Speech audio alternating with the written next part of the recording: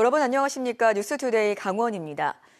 12.3 내란 사태로 윤석열 대통령의 탄핵안이 가결됐지만 탄핵 반대 여론을 주도한 국민의힘과 권성동 당대표 권한대행에 대한 비판 여론이 계속되고 있습니다. 권성동 의원의 지역구인 강릉 사무실 앞에서는 더 이상 권 의원은 강릉의 민심을 대표할 자격이 없다는 기자회견이 열렸고 촛불 집회도 예고됐습니다. 박은지 기자가 다녀왔습니다. 바람이 차가운 날씨에 대로변에 현수막이 걸리고 있습니다.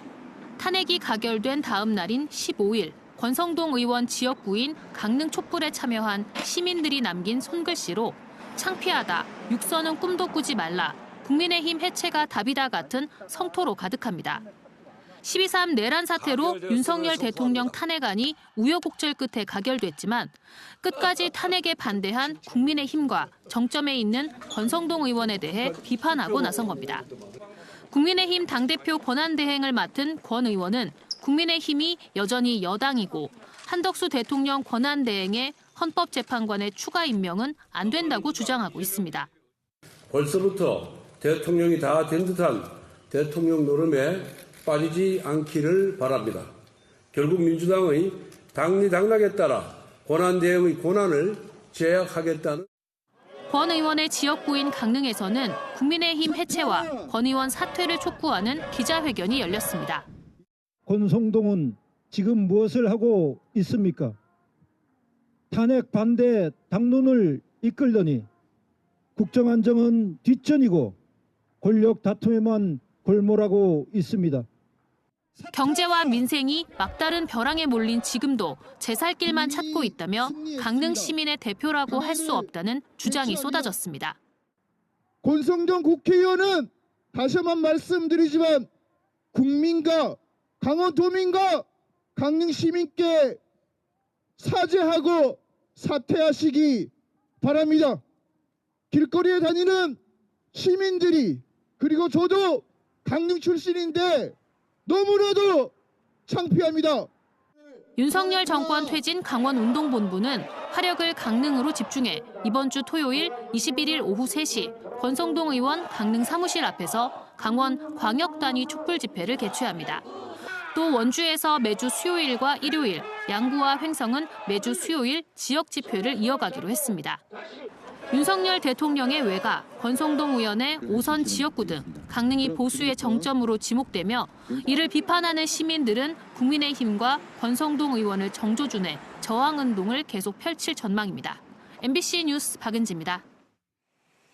이번 윤 대통령 탄핵안은 국회를 통과한 세 번째 탄핵안입니다.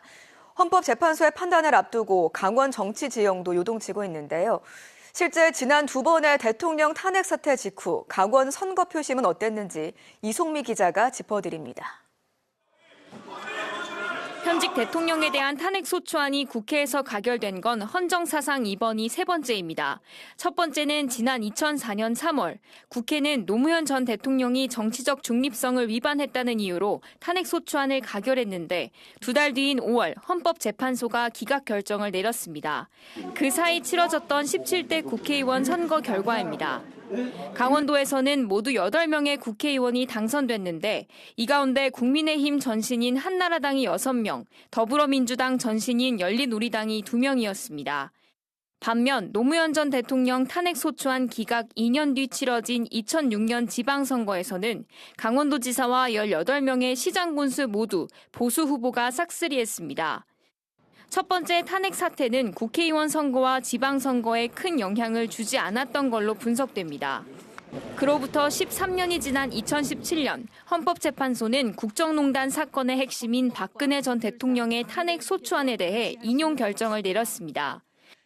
이듬해인 2018년 치러진 7회 지방선거에서 강원 표심은 요동쳤습니다. 강원도지사와 18개 시장군수 가운데 보수가 5명, 진보가 12명, 무소속에는 2명이 당선됐습니다. 바로 전 6회 지방선거에 당선된 보수표 15명 가운데 10명이 진보 성향으로 바뀐 겁니다.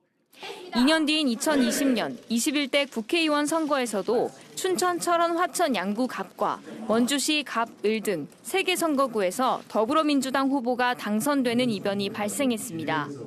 그리고 2024년 12월 초유의 비상계엄 사태로 8년 만에 돌아온 탄핵 정국. 헌법재판소의 세 번째 심판에 따라 이번에는 강원 표심이 어떻게 달라질지 관심이 집중되고 있습니다. MBC 뉴스 이송미입니다. 12일간 453명. 국민의힘 내부 문건에 나온 강원 당원 탈당자 수입니다. 국민의힘은 수치가 정확하지 않다면서도 12.3 내란 사태 이후 탈당이 늘어난 건 맞다고 인정했습니다. 반면 더불어민주당은 당원이 증가하고 있습니다. 백승호 기자가 보도합니다. 지난 13일 열린 한림대 학생총회. 비상계엄과 대통령 탄핵 불발로 인한 분노가 대학가로 번지며 20년 만에 열렸습니다. 이 자리에서 국민의힘 당원이라고 소개한 한 대학생. 1차 탄핵안이 국민의힘 의원들의 불참으로 무산되자 주저없이 탈당했다고 말합니다. 저는 지난 12월 9일 국민의힘을 탈당했습니다. 내란 수계의 방탄에 동조할 수 없고 내란 수계는 탄핵으로 심판해야 한다. 정치에 적극적으로 참여했던 20대 청년들의 분노는 행동으로 이어졌습니다. 저는 국민의힘 당원이었습니다. 이번 일과 같은 사태가 다시 일어나지 않도록 하기 위해서는 저는 청년분들의 참여가 제일 중요하다고 생각합니다. 실제로 전국적으로 국민의힘 탈당이 잇따르고 있습니다. 국민의힘 내부 문건을 보면 비상계엄 선포 다음 날인 4일부터 15일까지 국민의힘을 탈당한 당원이 7,745명에 달합니다. 비상계엄 선포 전보다 하루 평균 탈당자 수가 6배 이상 는 겁니다. 강원도의 경우 12일 동안 453명이 탈당했습니다. 서울 탈당자 수 1,069명의 42% 수준으로 인구수에 비해 적지 않은 탈당 규모입니다. 국민의힘 강원도당 당사 앞입니다. 최근까지 국민의힘을 규탄하고 항의하는 집회가 잇따랐습니다. 때문에 아예 문을 걸어 잠근 날도 있었습니다. 국민의힘 중앙당 조직국 관계자는 같은 기간 입당한 당원들도 있어 문서에 적힌 숫자가 정확하지 않다면서도 국민의힘 내부에서 만든 문건은 맞다고 밝혔습니다. 이렇게 국민의힘은 탈당이 잇따르는 반면 더불어민주당 당원은 증가 추세입니다. 강원도당의 경우 지난 4일 이후 당원이 360명 정도 늘었습니다. 선거철도 아닌데 이례적인 당원 증가입니다. 이번 비상계엄과 대통령 탄핵, 반사이익으로 추정됩니다. 그동안 보수색이 짙었던 강원도. 이번 사태로 강원도 정치 지형의 변화 조짐까지 보이고 있습니다. MBC 뉴스 백소입니다. 개발이 공식화된 치악산 케이블카의 현황과 쟁점을 따져보는 시민사회단체 주도의 포럼이 열렸습니다. 막대한 예산이 투입되는데 경제성에 의문이 든다는 문제 제기부터 아카데미 극장 철거 때처럼 막무가내 행정이 재현될까 우려하는 목소리도 나왔습니다. 이병선 기자입니다. 지난 7월 강원도와 원주시가 치악산 케이블카 건설을 공식화했습니다. 2032년까지 700억 원을 들여 비로봉까지 3km 안팎의 노선을 만든다는 계획으로 원주시는 지난 10월부터 기본 계획을 만들기 위한 용역에 착수했습니다. 이미 찬반 의견이 팽팽하게 갈리는 와중에 사업이 공식화된 지 반년 만에 시민사회단체 주도로 지금까지의 현황을 점검하고 쟁점을 토론하는 포럼이 열렸습니다. 환경 훼손에 대한 우려는 물론 케이블카의 경제성 문제도 쟁점으로 떠올랐습니다. 케이블카가 수용할 수 있는 인원 대비 실제 이용객 수를 나타낸 이용률은 개장 10년을 넘어서면 뚝 떨어져서 3%대까지 내려갑니다. 수익도 덩달아 떨어질 수밖에 없는 겁니다. 심지어 국립공원 가운데 관광객이 많은 설악산조차 최대한 높게 잡은 비용 대비 편익이 0.83으로 경제성을 맞추지 못했습니다. 100억을 투자하면 83억밖에 회수를 못하는 거예요.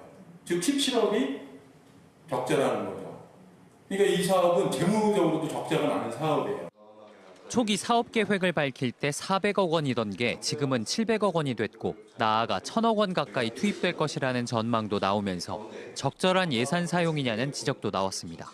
과연 1,000억에 가까운 돈을 엄청난 예산을 들여서 케이블카를 설치해서 교통약자 이동권을 이야기하고 인구 소멸에 대응한다?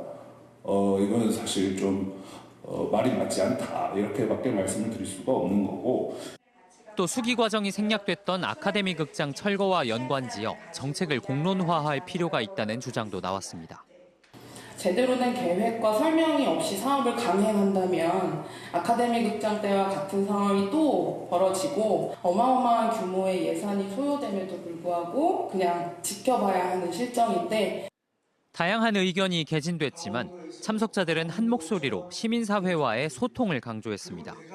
특히 앞으로 기본계획과 경제성 평가를 거치는 동안 타당한 사업이 맞는지 투명하게 정보를 공개해야 한다고 강조했습니다. MBC 뉴스 이병선입니다. 원광수 원주시장이 경찰의 상하수도 사업소 압수수색 등 관련 수사와 관련해 처음으로 송구하다는 입장을 밝혔습니다. 원 시장은 원주시의회 시정질문 답변에서 해당 사건 수사가 마무리되지 않는 시점에 공식적인 자리에서 언급하는 것이 바람직하지 않다고 밝히면서 다만 관련된 수사가 진행되면서 시민들께 심려를 끼쳐드린 점에 대해서는 송구스러운 마음이라고 말했습니다. 경찰은 상하수도 사업소의 원주천 차집관로 공사와 관련해 시장 비서실 측근업체가 하청 공사를 수주할 수 있도록 외압이 있었다는 의혹을 수사하고 있습니다. 철원군에서 다음 달 11일부터 9일간 한탄강 얼음 트레킹 축제를 개최합니다.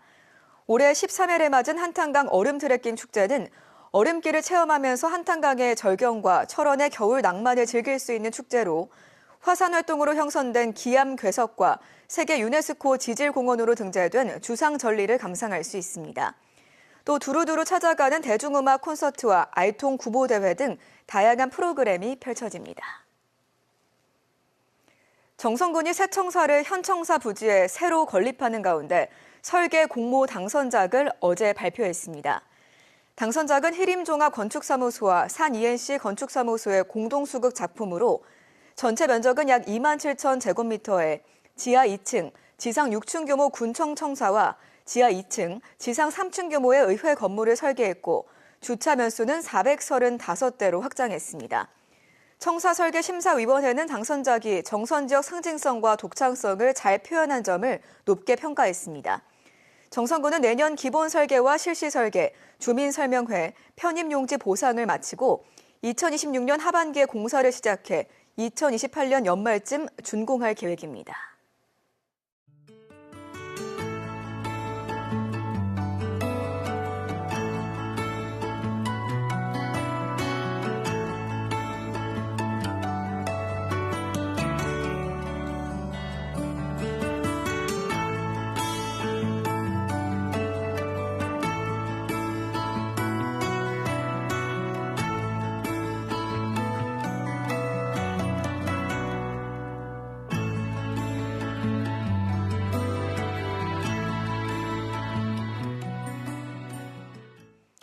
레고랜드 조성사업과 관련해 업무상 배임 등의 혐의로 기소된 최문순 전 도지사에 대해 치열한 공방이 벌어지고 있습니다.